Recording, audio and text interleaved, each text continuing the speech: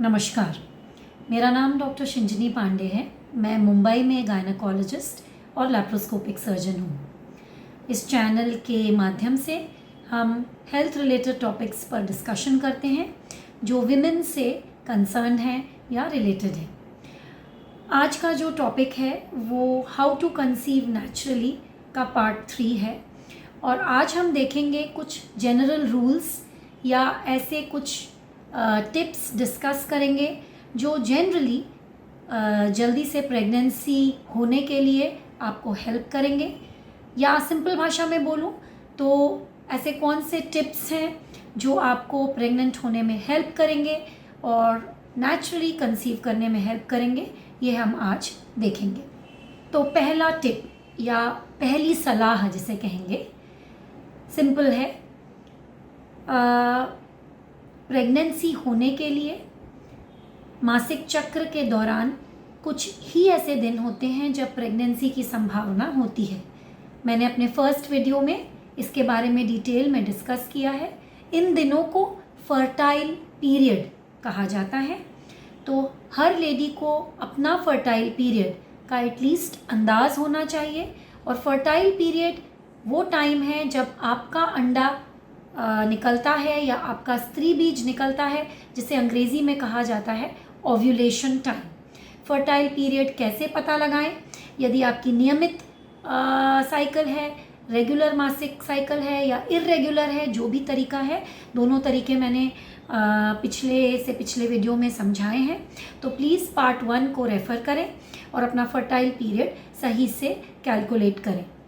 एक और बात बताना चाहूँगी, यदि आप फर्टाइल पीरियड सही से पता नहीं लगा पा रहे हैं और आपको इतना कैलकुलेशन करना समझ में नहीं आ रहा है, तो आप एक सिंपल रूल याद रखिए कि सेक्सुअल इंटरकोर्स की फ्रीक्वेंसी हर दूसरे या तीसरे दिन एटलीस्ट इंटरकोर्स रखिए, सेक्स रखिए, संबंध जोड़िए, ताकि आप फर्टाइल पीरियड का टाइम ऑप्टिमली कैच कर सकें या उस दौरान आप स्त्री बीज जब निकलता है वो टाइम पीरियड मिस ना करें।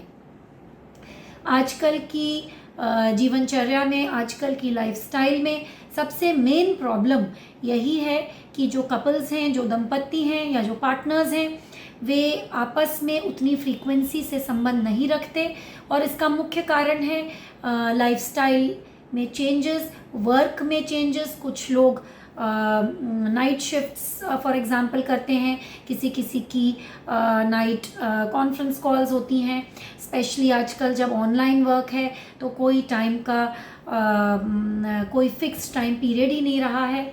दूसरी चीज़ ऐसी है कि कई बार आजकल की स्टाइल में हस्बैंड वाइफ दूर दूर रहते हैं, पार्टनर्स दूर दूर रहते हैं, और हो सकता है कि वे जब फर्टाइल पीरियड है तो साथ में रहने की संभावना उनकी बहुत कम हो। तो ये सब जो चीज़ें हैं, ये एक बहुत इम्पॉर्टेंट कारण है जिसकी वजह से प्रेगनेंसी में डिले होता जाता है। दूसरा टिप ये है कि प्रेगनेंसी टाइमली प्लान कर लेना चाहिए, क्योंकि ये एक फैक्ट है कि 35 के ऊपर जो ओवरीज की कैपेसिटी है एग्स बनाने की, जो क्वालिटी ऑफ एग्स रिलीज़ होते हैं और क्वांटिटी, दोनों में डिटीरियरेशन होता है। और जिस क्वालिटी के अंडे बन सकते हैं उसके पहले और उसके बाद में काफ़ी अंतर होता है। इसीलिए जो फर्टिलिटी है वो लेडीज़ की स्पेशली 35 की उम्र के बाद काफ़ी तेज़ी से गिरती है। इसीलिए राइट टाइम पर प्रेगनेंसी प्लान करना भी ज़रूरी है। और इसके लिए आपको एक वर्क और प्रेगनेंसी रिलेटेड डिसीजन लेने में एक बैलेंस अचीव करना ही होगा। और स्पेशली ये उन लेडीज़ के लिए ये एडवाइस ज़्यादा ज़रूरी है जो कि अपने प्रोफेशन की वजह से जल्दी प्रेगनेंसी नहीं प्लान करना चाहती हैं। तो उनके लिए एडवाइस है कि try to achieve a balance. और ये एक मेडिकल फैक्ट है कि फर्टिलिटी की चांस लेडीज़ में 35 के बियॉन्ड ड्रास्टिकली रिड्यूस होती है। अगर आप देखेंगे कि जो फर्टिलिटी स्कोर है एक लेडी का, जैसे ओवरीज में एग बनने की कैपेसिटी है, इसको हम कभी कभी कुछ टेस्ट से भी देखते हैं। सोनोग्राफी में हम एक टेस्ट करते हैं जिसे कहते हैं एंट्रल फॉलिकल काउंट, या फिर ब्लड में कुछ टेस्ट्स होती हैं जिसमें से एक मेन टेस्ट है AMH यानी एंटी मुलेरियन हार्मोन की टेस्ट। इन दोनों की मात्रा एज रिलेटेड काफ़ी तेज़ी से घटती है, जो कि ये दिखाता है कि उम्र बढ़ने से लेडीज़ की फर्टिलिटी डिक्रीज़ होती है। थर्ड सलाह या थर्ड टिप ये है कि स्त्री बीज फूटना या ओव्यूलेशन के कुछ साइंस और सिम्टम्स होते हैं। हर लेडी यदि अपने आप को समझेगी, अपनी बॉडी की फंक्शनिंग को पहचानेगी, तो आप खुद ही पता लगा सकते हैं। कुछ ऐसे चिन्ह होते हैं जो कि मैंने अपने दूसरे वीडियो में डिस्कस करे हैं, और इनमें से सबसे इम्पॉर्टेंट है वेजाइनल जो स्राव है या जो वेजाइनल डिस्चार्ज है उसका नेचर पहचानना, उसको पहचानना, और ये एक बेस्ट मेथड है खुद से आपकी ओव्यूलेशन को कैलकुलेट करना। अब आते हैं नेक्स्ट स्टेप पर। यदि आप कोई हेल्थ रिलेटेड इशू या क्रॉनिक प्रॉब्लम से ऑलरेडी ग्रस्त हैं, या आप फॉर एग्ज़ाम्पल आपको डायबिटीज़ है, तो आप जो ये हेल्थ रिलेटेड इशू है इसको जितना नॉर्मल कर लेंगे प्रेगनेंसी प्लान करने से पहले, उतनी सरल आपकी प्रेगनेंसी होगी, उतने इजीली आप कंसीव करेंगे। तो जैसे फॉर एग्ज़ाम्पल यदि आपको डायबिटीज़ की प्रॉब्लम है तो शुगर लेवल्स आपके प्रेगनेंसी प्लानिंग के पहले ही बिल्कुल नॉर्मल होने चाहिए। और कोई क्रॉनिक प्रॉब्लम हो, कोई मेडिकल रिलेटेड इशू हो, तो आप ज़रूर पहले ही डॉक्टर से मिल लीजिए। कई बार हम कहते हैं कि प्रेगनेंसी प्लान करने के लिए आप एक बार आपके गायनेकोलॉजिस्ट से भी मिल लीजिए, जिसे हम कहते हैं प्री कंसेप्शनल काउंसलिंग। तो बहुत बार आपकी गायनेकोलॉजिस्ट, जैसे मैं आपको ये टिप्स दे रही हूँ, बहुत सारे टिप्स आपको देंगी, आपका स्पेशल केस समझेंगी और आपको काउंसल करेंगी। तो pre conceptional counselling is also a good idea. इसके अलावा कुछ यदि आपकी फैमिली हिस्ट्री है, इम्पॉर्टेंट है, किसी कैंसर की हिस्ट्री हो, कुछ हो, तो ये भी आपको आपके गायनेकोलॉजिस्ट से वही टाइम पर शेयर कर देना चाहिए। फिर आते हैं नेक्स्ट टिप पर। तो मोस्ट इम्पॉर्टेंट आजकल की एरा में स्पेशली जो भी आपकी वैक्सीनेशंस शेड्यूल्स हैं वो कंप्लीट हो जानी चाहिए प्रेफरेबली। तो आजकल जैसे कोविड टाइम्स हैं, तो कोरोना की दोनों इंजेक्शंस, कोविड की जो दोनों वैक्सीन्स हैं वो यदि पूरी हो जाएं और फिर कंसेप्शन प्लान हो तो भी ये एक this is a good idea. इसके अलावा कुछ बेसिक हार्मोन्स का बैलेंस भी नॉर्मल होना चाहिए, स्पेशली इसमें थायराइड हार्मोन की बात आती है। तो and specially this is very very important for those ladies जिनको ऑलरेडी थायराइड रिलेटेड इश्यूज़ हैं, कि वो अपने थायराइड लेवल का जो बैलेंस है वो पहले से ही, प्रेगनेंसी प्लान करने के पहले से ही, यानी प्री कंसेप्शनल स्टेज से ही वो एक नॉर्मल लेवल की हार्मोन पर मेंटेन्ड रहें। अब कुछ प्रैक्टिकल टिप्स पर आते हैं। इसमें बहुत सारी लेडीज़ मुझसे पूछती हैं कि जब हम प्रेगनेंसी के लिए इंटरकोर्स रख रहे हैं या सेक्स रख रहे हैं, तो क्या कुछ पोजीशन, पर्टिकुलर पोजीशन में सेक्स करने से एडवांटेज है? तो इसका आंसर है कि नहीं। जिस भी पोजीशन में आपको कंफर्टेबल है, all positions are equal. Sex होने के बाद क्या देर तक लेटे रहना चाहिए या स्लीपिंग पोजीशन में रहना चाहिए? तो इसका कोई बहुत एविडेंस नहीं है साइंस में कि यदि लेडी सेक्सुअल इंटरकोर्स के बाद आराम करती रहे या थोड़ी देर लेटी रहे तो प्रेगनेंसी के चांस बढ़ जाते हैं। बट इन जनरल यदि आप 10 से 15 मिनट सेक्सुअल इंटरकोर्स के बाद ना उठें तो ये एक अच्छी बात होगी। मोस्ट इम्पॉर्टेंटली सेक्सुअल इंटरकोर्स के दौरान आप कोई भी ऐसे लुब्रिकेटिंग क्रीम्स या जेल्स इस्तेमाल ना करें, क्योंकि बहुत सारे जो क्रीम्स हैं या जेल हैं या कोई लोग ऑयल भी लगाते हैं, ये स्पर्म के एक्शन से इंटरफेयर कर सकते हैं। तो इट इज़ प्रेफरेबल कि कोई भी इस तरह की लुब्रिकेटिंग जेली या क्रीम का इस्तेमाल ना किया जाए। यदि आप यूज़ भी कर रहे हैं तो लेबल्ड प्रेपरेशन को रीड करिए, उसमें लिखा रहता है कि स्पर्म फ्रेंडली या स्पर्म अनफ्रेंडली। तो स्पर्म फ्रेंडली प्रेपरेशंस ही आपको यूज़ करने हैं। मैं तो कहूँगी प्रेफरेबल यही है कि कोई भी एक्स्ट्रा क्रीम या जेल ना यूज़ किया जाए। फिर आते हैं, आजकल बहुत सारी लेडीज़ पूछती हैं कि डॉक्टर आजकल ओव्यूलेशन प्रिडिक्शन के लिए किट्स आती हैं, यानी कि कुछ ऐसी टेस्ट्स आती हैं जो कि बेसिकली यूरिन के माध्यम से करी जाती हैं, जिसमें करके ये पता चलता है कि ओव्यूलेशन हुआ है कि नहीं हुआ है। तो ये बहुत सारे मार्केट में नामों से बिकती हैं, इनके ऐप्स भी आजकल आ गए हैं। बेसिकली आइडिया ये होता है कि ओव्यूलेशन के टाइम, यानी जब स्त्री बीज निकला है उस टाइम पे कुछ ऐसे हॉर्मोन्स हमारे ब्लड में तेज़ी से बढ़ते हैं, और इन हॉर्मोन्स की वैल्यू जब ब्लड में बढ़ती है तो हमारे यूरिन में भी इनका लेवल बढ़ जाता है।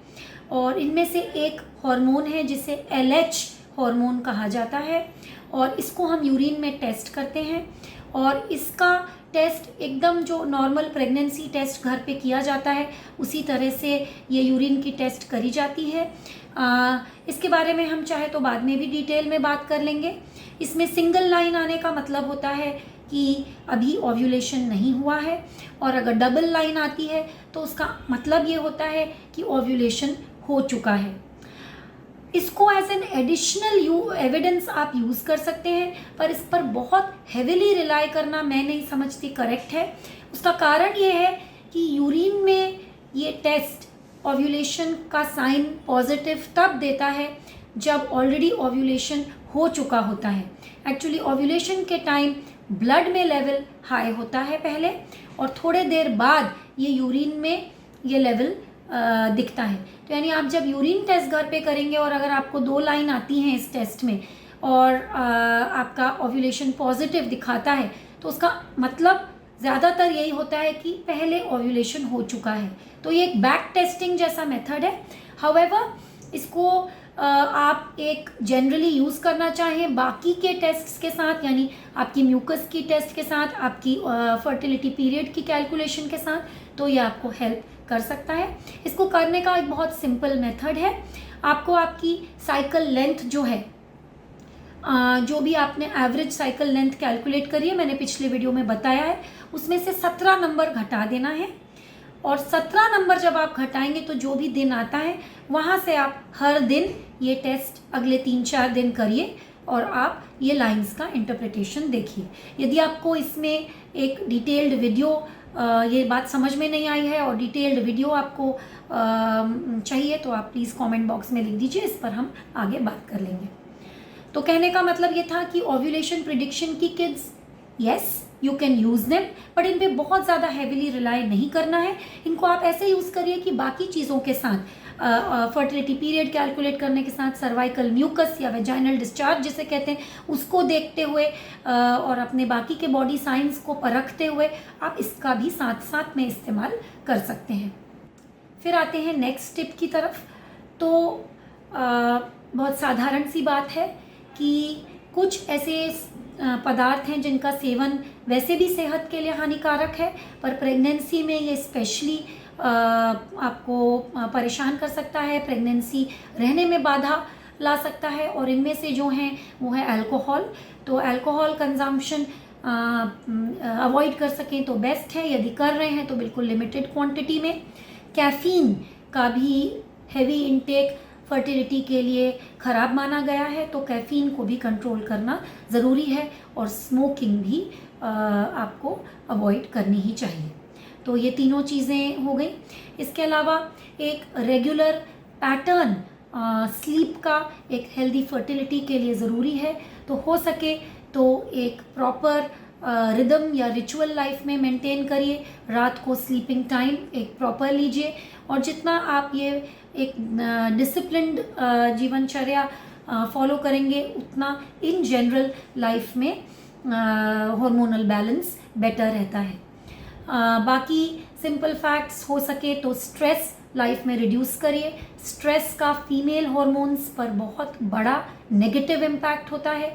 तो जो भी मेथड्स आपको डिस्ट्रेस करने के लिए वर्क करते हैं, चाहे वो रेगुलर टाइम शेड्यूल मेंटेन करना हो, चाहे कुछ योगा हो, चाहे मेडिटेशन हो, चाहे म्यूज़िक थेरेपी हो, वो आप यदि आप फॉलो कर सकें तो ये भी अच्छा होगा। फिर आते हैं एक्सरसाइज की बात। तो it is very very important कि आपका जो बॉडी वेट है वो एक नॉर्मल, जो आपकी हाइट के लिए एक नॉर्मल BMI है उसकी रेंज में रहे। बहुत कम वेट और बहुत ज़्यादा वेट दोनों ही फर्टिलिटी के अगेंस्ट एक्ट करते हैं।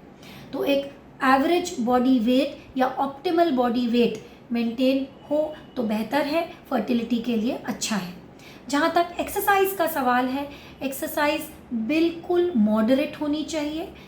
एक्सेसिव एक्सरसाइज फर्टिलिटी के लिए अच्छी नहीं होती।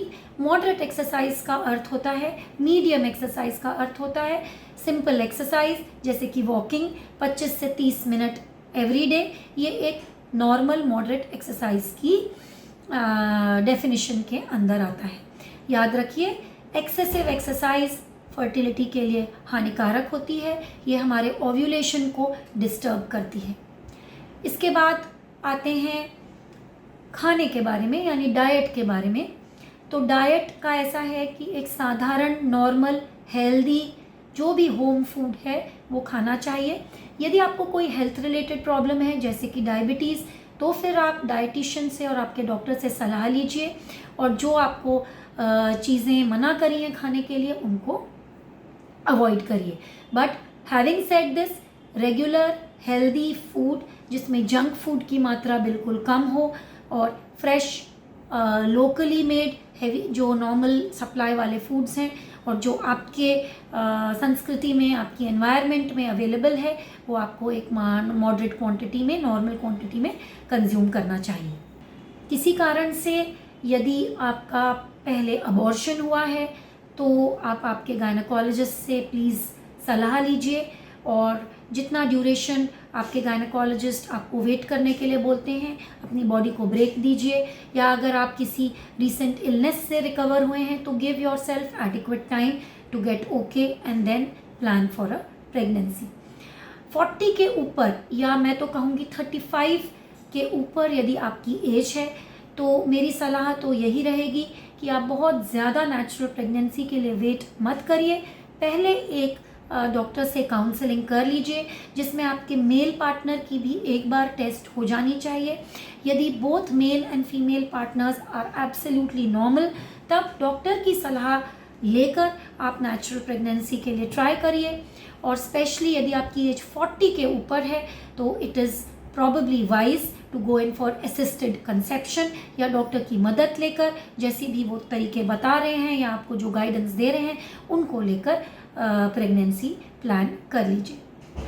तो ये शॉर्ट में कुछ ऐसे टिप्स थे जो कोई भी लाइफ में निभा सकता है, कोई भी फॉलो कर सकता है।